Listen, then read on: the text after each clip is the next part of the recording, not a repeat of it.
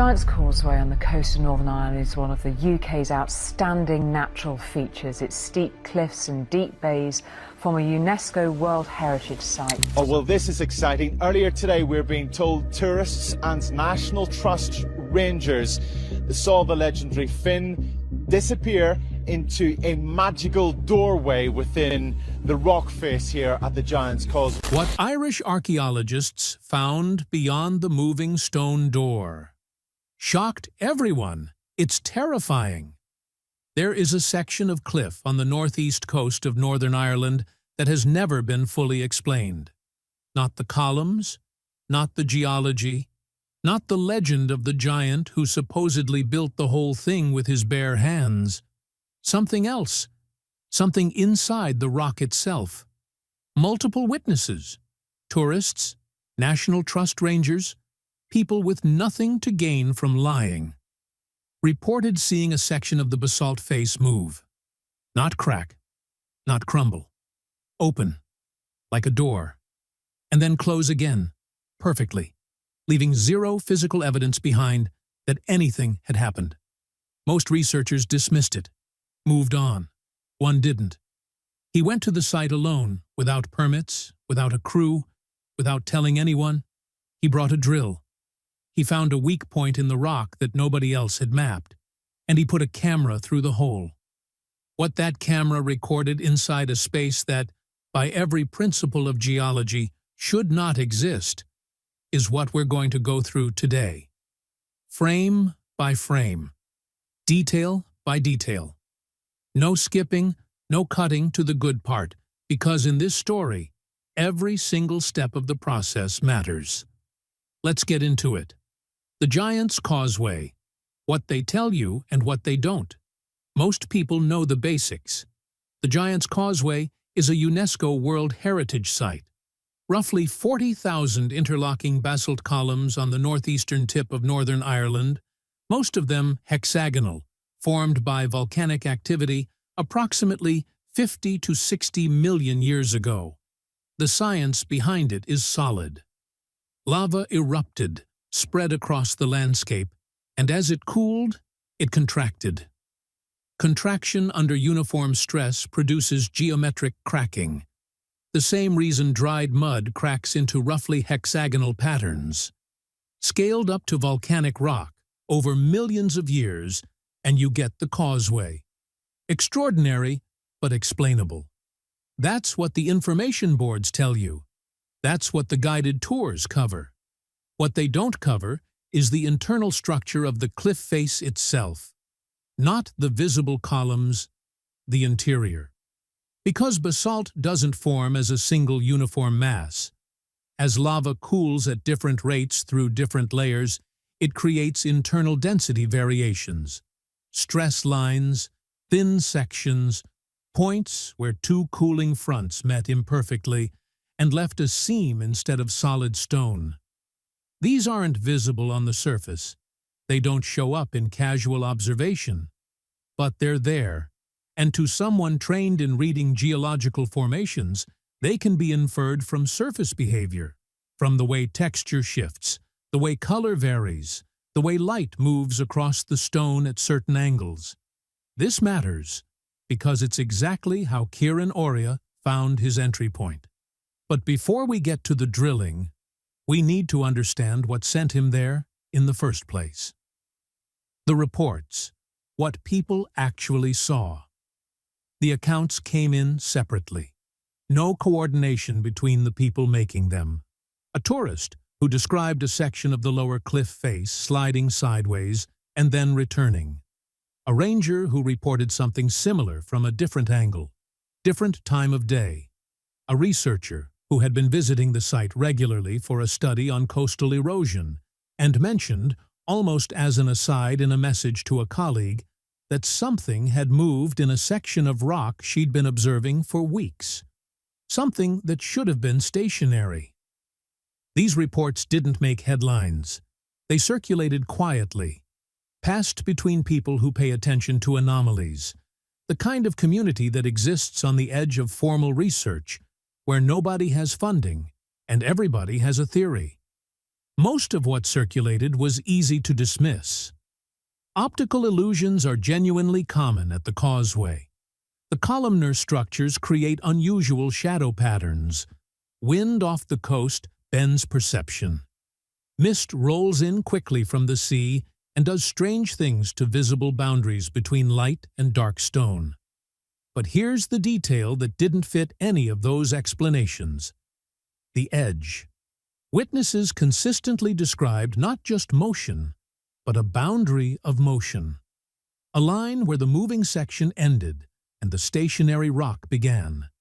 And that line, according to multiple independent accounts, was clean, straight, defined, not ragged, not gradual, not fading into surrounding material the way erosion or fracturing would produce. A clean edge on moving basalt shouldn't exist.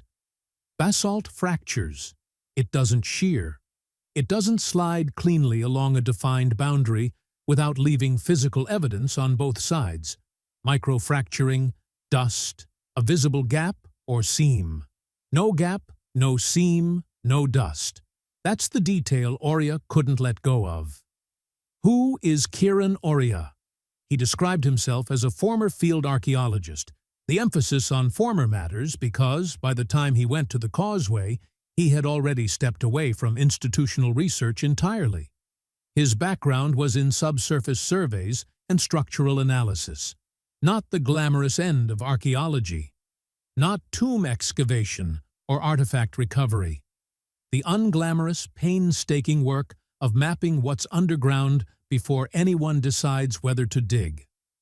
Ground composition analysis, density mapping, reading geological behavior across wide areas to predict where structural anomalies might be found. He was, by all accounts from people who worked with him, extraordinarily careful, not creative, not given to leaps of intuition. The kind of researcher who would run the same measurement 3 times before committing it to a report. Colleagues used a specific phrase when describing him: cautious to a fault. This is important, because what he did next was not cautious.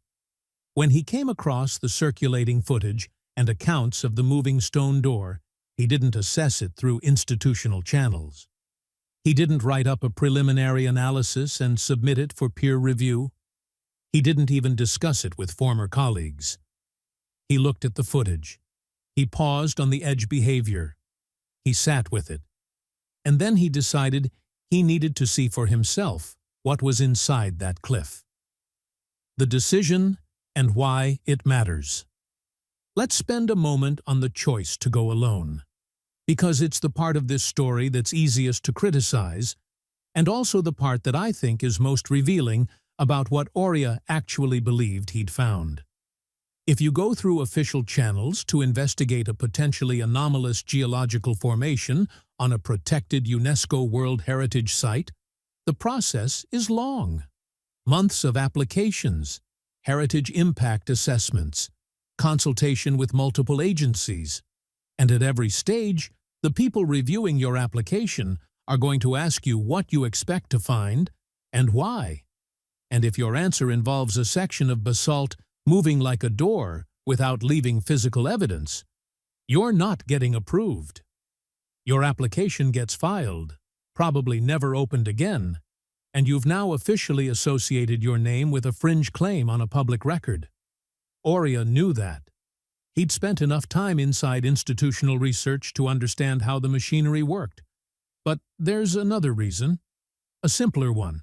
If whatever was behind that rock face was genuinely anomalous, genuinely something that didn't fit known geology, then the moment an institution got involved, control of that discovery was gone. Access would be restricted.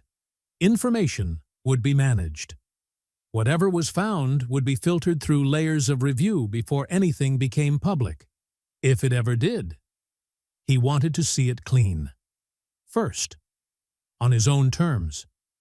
So he packed a professional drilling rig into a vehicle and drove to the coast of Northern Ireland without filing a single piece of paperwork. Reading the rock. He didn't go straight to the cliff face, where the movement had been reported. That was the obvious location, and it was also the wrong one for what he needed to do. Basalt at full depth resists direct penetration for hours, sometimes days. Attempting to drill directly into the face where the stone door had been observed would have taken far longer than was practical, risked drawing attention, and could have destabilized the very structure he was trying to access. Instead, he worked the perimeter, physically, by hand. He traced the cliff face in the vicinity of the reported movement, looking for surface indicators of internal variation, slight shifts in texture, places where the grain of the rock changed direction under his fingertips, subtle color differences invisible in a photograph, but clear in person when you know what you're looking at. Changes in the way the surface caught and reflected light when viewed from low angles. These are all signs of different cooling rates in the lava below, which produce different densities, which create thinner sections. He was building a map of the rock's internal architecture without being able to see it, using surface behavior to infer depth characteristics. This is a skill that takes years to develop and is essentially impossible to fake. You can't guess your way to accurate subsurface mapping through visual inspection alone. After several hours of this, he identified a point, not directly adjacent to the stone door location, but close enough that if any internal space ran parallel to that section of cliff, a bore hole at the identified point might intersect it. He set up the Hilti TE-70, a heavy-duty rotary hammer drill designed for reinforced masonry, fitted with a 40mm carbide-tipped bit extended through coupling rods to reach significant depth without widening the surface entry point. Minimal surface disturbance. Maximum penetration depth. He wanted a hole barely wide enough for equipment, not a visible scar on a heritage site. He began drilling. The moment of breakthrough. The first layer came back exactly as expected. Dense, resistant, completely consistent with solid basalt. The vibration through the tool matched solid volcanic rock, a particular kind of grinding feedback that anyone who's drilled into this material knows immediately. The dust expelled from the bore hole was the right color, the right texture, the right particle size for basalt under rotary stress. Everything normal. He maintained pressure, adjusted for heat buildup in the bit, compensated for slight angle drift, kept the drill moving. Then, with no warning of any kind, no softening of resistance, no change in sound, no shift in vibration pattern, the drill went through. The resistance didn't decrease gradually. It didn't taper. It vanished. Instantly. The force he'd been applying to push through solid rock suddenly had nothing to push against, and the drill advanced several inches forward before he could cut power. The vibration changed in the same instant, from dense, grinding solid material feedback to something hollow, something open. The physical sensation, he described this specifically, of drilling into empty air. He cut power, held the drill completely still, sat there for several seconds without moving. Then, slowly, he pulled the bit back just enough to break contact with whatever was on the other side. No debris surge. When you breach a natural void in rock, pressure difference usually pushes material back through the opening. Air, water, particulate matter. Nothing came back. No airflow in either direction. No collapse of the surrounding material. No cracking or fracturing of the adjacent stone. Just a clean hole through solid basalt leading to a space that, according to every geological principle governing this region, should not have been there. The crawler enters. He sat with it for a while before doing anything else, listened at the opening. No sound from inside. No echo suggesting a small cavity. No air movement.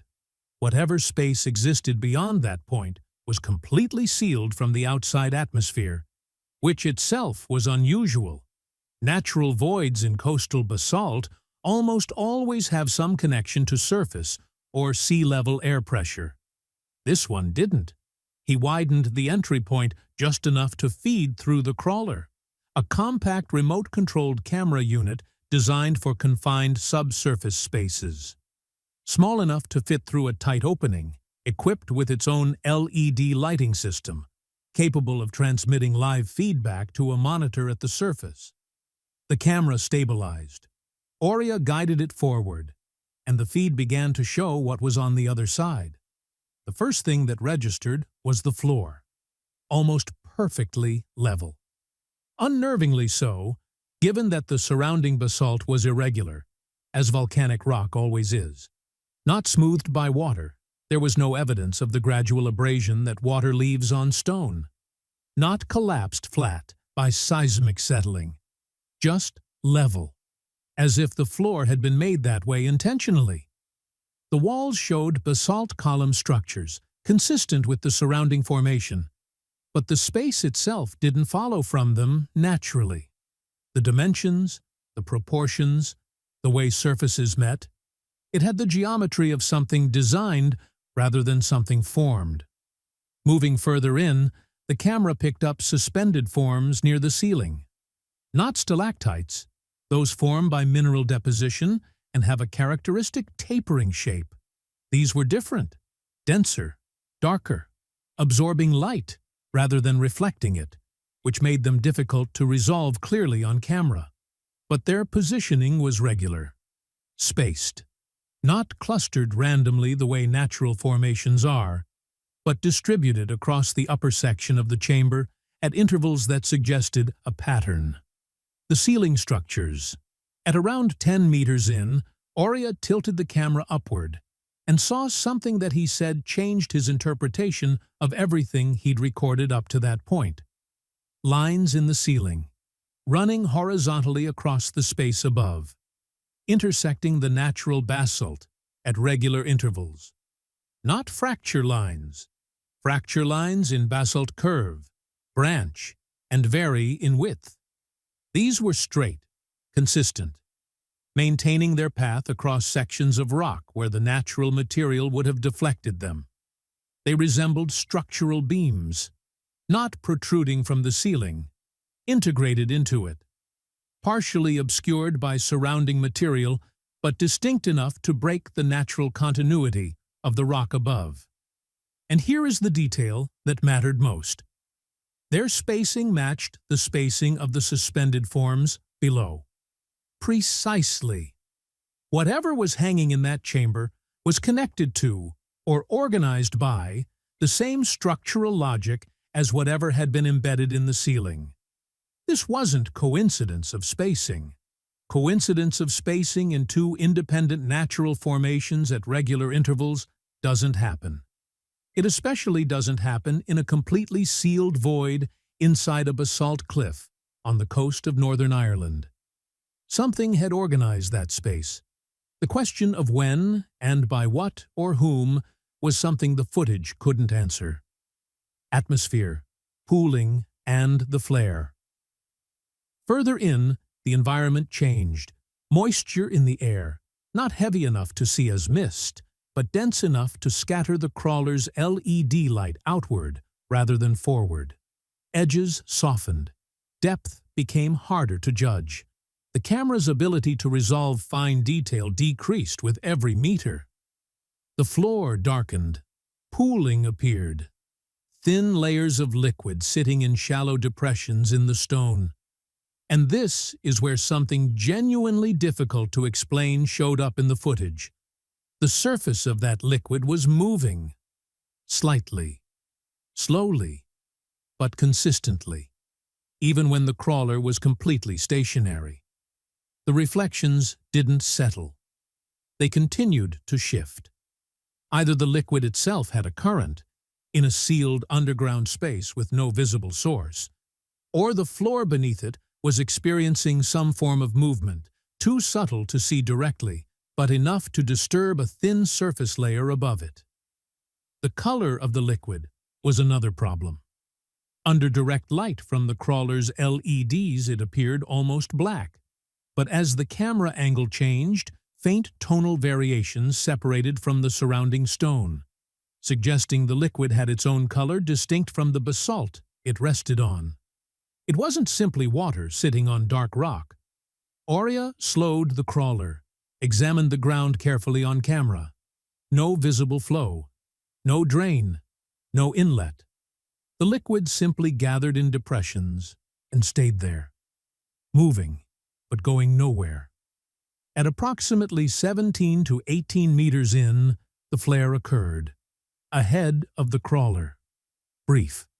A sudden bloom of light, brighter than the crawler's own LEDs, reflecting through the suspended moisture in the air, and then gone. No source visible in any frame. No residual glow on surrounding surfaces. Frame-by-frame analysis showed it present across multiple consecutive frames. Not a single frame glitch, not a lens artifact. Something in that space produced light independently of the crawler. Aurea held position, waited. The space ahead was dark and unchanged. He reviewed the frames in real time. The flare was real. Then he pushed forward toward where it had appeared. 20 meters and the limit. The ground between 17 and 20 meters degraded progressively. The thin layer of liquid deepened slightly. Not dramatically, but enough to affect the crawler's traction.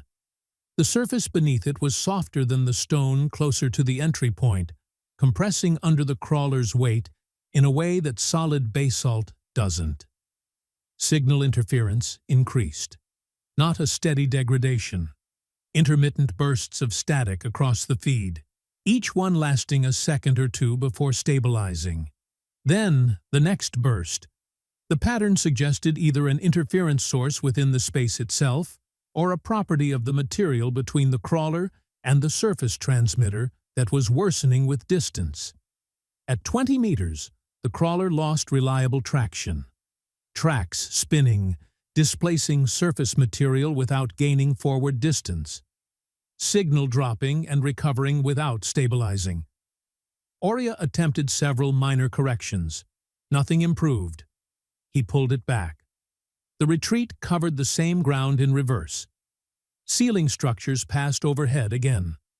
The suspended forms came back into frame. And as with the approach, they were not entirely still. Small, subtle positional inconsistencies visible when comparing footage from the entry pass to footage from the retreat. Not dramatic movement, but not zero movement either. The crawler reached the entry point. Daylight bled into the frame from outside. The unit exited. Aurea removed his equipment, sealed the drill hole. Not permanently sealed, but cleaned and dressed well enough that from the outside, no entry had occurred. No fracture lines, no residual particulate, no visible sign that the cliff face had been touched. Then he left. What the evidence actually says. No debris behavior at breakthrough. No atmospheric exchange. Artificially level floor with no abrasion evidence. Regular spacing of both suspended forms and ceiling structures. Structural lines in the ceiling cutting across natural fracture patterns. Liquid with anomalous color and unexplained surface movement. A light source operating independently inside a sealed space. Signal interference with no identified cause. None of these individually constitutes proof of anything beyond a geological anomaly. Together, they form something harder to dismiss. Natural voids in basalt form through lava tube collapse, gas pocket formation, or differential erosion. They produce irregular floors, rough walls, random ceiling formations, and they exchange atmosphere with the surrounding environment. This space produced none of those characteristics and exhibited none of those behaviors. Aurea's conclusion, stated carefully and without embellishment, was that the space he accessed was not natural in origin. He didn't name a builder. He didn't date the construction. He didn't speculate about purpose. He simply said what he could say from what the footage showed. The space was structured. It was deliberate. And it was completely concealed inside solid volcanic rock, in a formation that has been studied by geologists for over a century without anyone detecting it. There is no official record of the drilling, no published findings, no investigation, no acknowledgement from any geological body that such a void exists. Only the footage, and the account of one man who was careful enough to find it and cautious enough not to overclaim what it meant. The stone door and the bigger question. The stone door, the thing that started all of this, hasn't moved again. Not in any footage captured since. Not in any first-hand account submitted to anyone tracking the site. But if the corridor Aurea accessed runs parallel to the section of cliff where the door was observed, if what he found is one part of a larger connected structure, then whatever sits behind that door is the interior. The space the crawler couldn't fully reach. The section beyond 20 meters, where the ground gave out and the signal dropped. Whatever produced that flare of independent light at the far end of the corridor. Whatever the suspended forms actually are when you're standing beneath them in full light. Whatever the liquid is that moves in a sealed space with no current and no source. None of that has been reached. None of it has been recorded clearly. And with no official investigation and no institutional interest, none of it is likely to be answered soon. But the void is there, behind the rock. Structured, deliberate, sealed, and, apparently, not entirely still. The door opened once. It closed without leaving a mark. And whatever is on the other side of it has been waiting, in the dark, inside solid basalt, for considerably longer than anyone has been looking. If this video gave you something to think about, the like button is right there. One tap, costs nothing. Subscribe if you haven't.